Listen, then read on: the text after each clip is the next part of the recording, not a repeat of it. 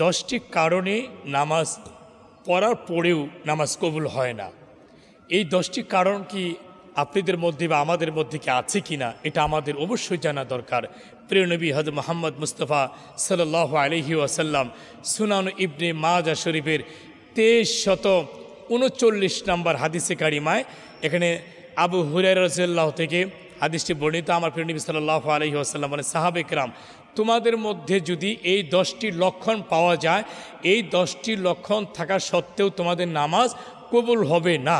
এই 10টি লক্ষণ যদি তোমাদের মধ্যে থাকে, নামাজ পড়েও তোমাদের নামাজ কবুল হবে না। আসুন আমরা জেনে নেই 10টি লক্ষণের মধ্যে 1 নম্বর যে লক্ষণটি সেটা হলো বিনা কারণে নামাজ ত্যাগ করা বা কাজা করা।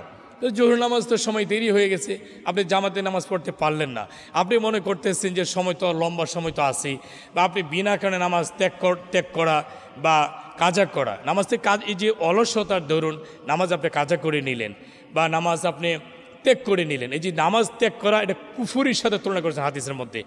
বুখারীতে কিতাবে সালাতের অধ্যায়ের মধ্যে রসুল বলছেন যে ওই ব্যক্তি কুফর নেফাকের চেয়ে নিকৃষ্টতম, যে নামাজ ইচ্ছাকৃতভাবে ত্যাগ করে।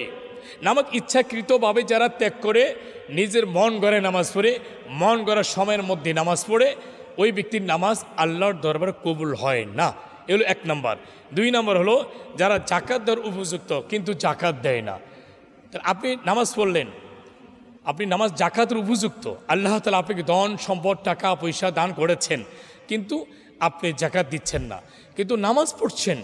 জাকাত আল্লাহ পাকের একটা হুকুম, আল্লাহ পাকের একটা বিধান, এটা ফরজ।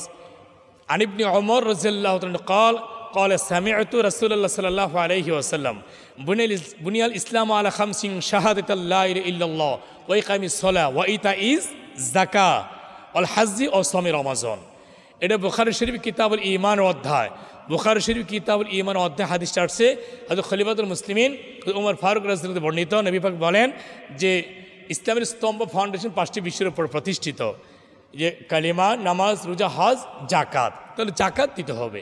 আপনি জাকাতের উপযুক্ত, জাকাতের মালিক হয়েছেন, নেসাবের মালিক হয়েছেন আপনি, আল্লাহ তাআলা আপনার ধন সম্পদের মালিক বানিয়েছেন, কিন্তু আপনি কৃপণতার দরুন আপনি জাকাত দিচ্ছেন না, বখিলতার দরুন আপনি জাকাত দিচ্ছেন না। এই জাকাত না দেওয়ার কারণে 1 নম্বর হচ্ছে আপনার নামাজ কবুল হবে না, 2 নম্বর হচ্ছে বখিলদের খাতার মধ্যে আপনার নাম উঠে যাবে। আর আল্লাহ তাআলা ওই ব্যক্তির উপরে রাগান্বিত হন যে ব্যক্তি জাকাতের উপযুক্ত হওয়ার পরে যিনি জাকাত দেন না।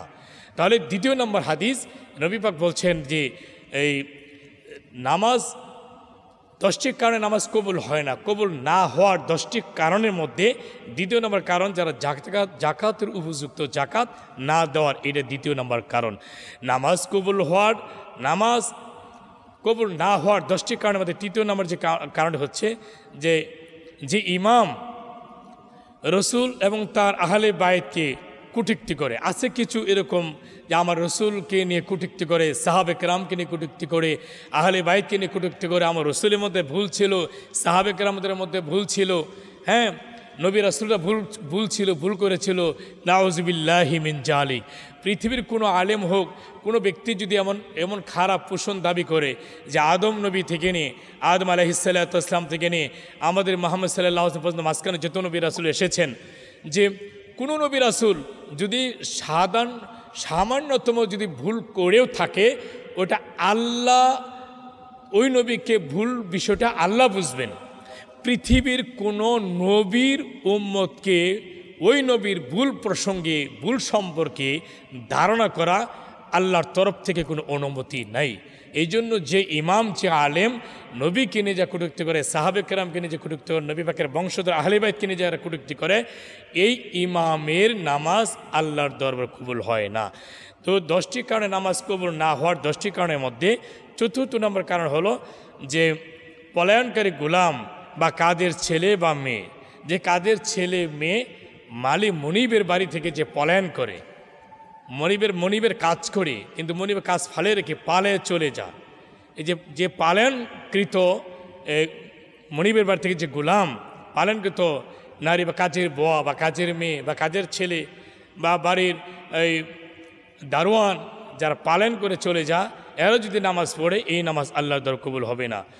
নামাজ কবুল না হওয়ার 10টি কারণের মধ্যে 5 নম্বর যে কারণ, যারা মদখোর, নেশাখোর, যারা মদ খায়, নেশা খায়, মদ, গাঁজা, হিরোইন, ইয়াবা, মদ, গাঁজা, হিরোইন, ইয়াবা, এই সমস্ত নেশাখোর যারা এই নেশাও করতেছে আবার নামাজও পড়তেছে, এদের নামাজ খোদার দরবারে কবুল হয় না। এটা মনে রাখবেন। 6 নম্বর, নামাজ কবুল না হওয়ার 10টি কারণের মধ্যে 6 নম্বর কারণ হলো স্বামীর অবাধ্য নারী। স্বামীর অবাধ্য নারী, স্বামীর অনুমতি ছাড়া যে নারী বাহিরে ঘোরাফেরা করে, বেগানা পুরুষদের সাথে উঠাবসা করে, বেগানা বিভিন্ন জায়গা, এই আপনার বিভিন্ন পার্কে, রিসোর্টে, বিভিন্ন জায়গায় বেগানা পুরুষের সাথে, অন্য নিজের স্বামী থাকা সত্ত্বেও অন্য পুরুষের সাথে যারা ঘোরাফেরা করে, চলাফেরা করে, উঠা বসা করে, রাত আড্ডা দেয়, দিন আড্ডা দেয়, এই সমস্ত নারী যদিও নামাজ পড়ে, এই নামাজ খুদার দরবার কবুল হবে না। এটা দায়ুস নারীদের মধ্যে লক্ষণ, এটা জাহান্নামী নারীদের এটা একটা লক্ষণ। এই জন্য নামাজ কবুল না হওয়ার 10টি কারণের মধ্যে এটা 6 নম্বর কারণ। 7 নম্বর কারণ হল বেপর্দা নারী। যে নারী নিজে বেপর্দা থাকতে ভালোবাসে, সাজসজ্জা করে থাকতে ভালোবাসে, বেপর্দা থাকতে ভালোবাসে, এই নারীর নামাজ আল্লাহর দরবার কবুল হয় না। নামাজ কবুল না হওয়ার এটা 7 নম্বর কারণগুলো। 8 নম্বর কারণ হচ্ছে জালিম বাদশা। জালিম বাদশা বলতে আপনি দেশের বাদশা হতে পারেন, মানে দেশের যে আপনি প্রতিনিধি, আপনি মেম্বার হতে পারেন, আপনি চেয়ারম্যান, আপনি এমপি, আপনি উপজেলা চেয়ারম্যান, আপনি ভাইস চেয়ারম্যান, আপনি মন্ত্রী, আপনি যে যে জায়গা আপনি দায়িত্ব পালন করছেন, আপনি সচিব, দেশের রাষ্ট্রীয় কোনো কাজের আপনি একটা গুরুত্বপূর্ণ একটা দায়িত্ব পালন করতেছেন, ওই দায়িত্বর জায়গা আপনি যেটা হক সঠিক ন্যায়পরায়ণ যে দায়িত্বটা, আপনি ন্যায়পরায়ণ বাচ্চা বা ন্যায়পরায়ণের দায়িত্ব আপনি পালন করছেন না, সেখানে আপনি দুর্নীতি করছেন। দুর্নীতি করে আপনি গরিবদের টাকা, এতিমদের টাকা, সমাজের টাকা, দেশের টাকা, দেশের রুটঘাটের রাস্তার টাকা, এই সমস্ত বাজেট টাকাগুলো আপনি আত্মসাৎ করছেন। এই আত্মসাৎ করে একে জালিম বাদশা বলা হয়, জালেম এই প্রতিনিধি বলা হয়। এদের দোয়া আল্লাহর দরবারে কবুল হয় না, এদের নামাজ আল্লাহর দরবারে কবুল হয় না। নামাজ কবুল না হওয়ার 9 নম্বর কারণ হচ্ছে সুদখোর। সমাজের মধ্যে এক শ্রেণীর মানুষ আছে যারা সুদ খায়, ঘুষ খায়। এই সুদখোর এবং ঘুষখোর যারা, এরা সুদ খাওয়ার পরে, ঘুষ খাওয়ার পরে যদি নামাজে পড়ে, এই নামাজ খোদার দরবার কবুল হবে না। আমাদের এটা লক্ষ্য রাখতে হবে। আর 10 নম্বর যে কারণ, পিতামাতার অবাধ্য সন্তান। পিতামাতার অবাধ্য সন্তান যদি নামাজে পড়ে, এর নামাজ খোদার দরবার কবুল হবে না। পিতামাতার অবাধ্য সন্তানের ব্যাপারে হাদিসে কারিমে আসছে যে পিতামাতার অবাধ্য সন্তান, যারা পিতামাতার সাথে সৎ আচরণ, সৎ ব্যবহার করে না, এদের প্রতি আল্লাহ তাআলার লানত সৃষ্টি হয়, এদের প্রতি আল্লাহর গজব নাজিল হয়, আল্লাহর ফেরেশতা এদেরকে অভিশাপ দেয়। এই জন্য পিতামাতার অবাধ্য সন্তান যদিও নামাজ পড়ে, তাহাজ্জুদ পড়ে, রোজা করে, হজ করে, জাকাত দেয়, সুন্নতে চলে, কোনো ইবাদত খোদার দরবার কবুল হবে না। এই নামাজ কবুল না হওয়ার 10টি কারণের মধ্যে 10 নম্বর কারণ হলো এইটা, যে সন্তান পিতামাতার অবাধ্য সন্তান। পিতামাতার সাথে অবাধ্য যে সন্তানগুলো রয়েছে, তার নামাজ খোদার দরবার কবুল হবে না। আসুন না বন্ধুরা, আজকে কিন্তু আমরা অবশ্যই গুরুত্বপূর্ণ একটা বিষয় জানতে পারলাম যে 10টি কারণে নামাজ কবুল হয় না। যে কবুল না হওয়ার 10টি কারণের মধ্যে আমরা কারণগুলো জানতে পারলাম। আসুন এই কারণগুলো থেকে আমরা যেন আল্লাহ তাআলা আমাদেরকে যেন হেফাজতে রাখেন, বেঁচে রাখেন। এই 10টি কারণ থেকে আল্লাহ তাআলা আমাদের সকলকে, আমার নারী এবং পুরুষ, ভাই এবং বোন সকলকে যেন হেফাজতে রাখেন। বল আমিন। আসসালামু আলাইকুম ওয়া রাহমাতুল্লাহি ওয়া বারাকাতুহু।